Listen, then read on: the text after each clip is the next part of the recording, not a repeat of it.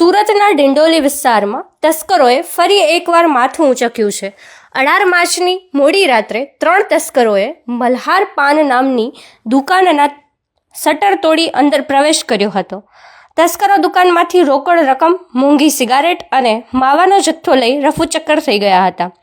ભરચક વિસ્તારમાં બનેલી આ ઘટનાને પગલે સ્થાનિક વેપારીઓમાં ભારે રોષ અને ભયનો માહોલ જોવા મળી રહ્યો છે। અસામાજિક તત્વોના વધતા ત્રાસ વચ્ચે પોલીસ હજુ પણ આરોપી સુધી પહોંચી શકી નથી। सामने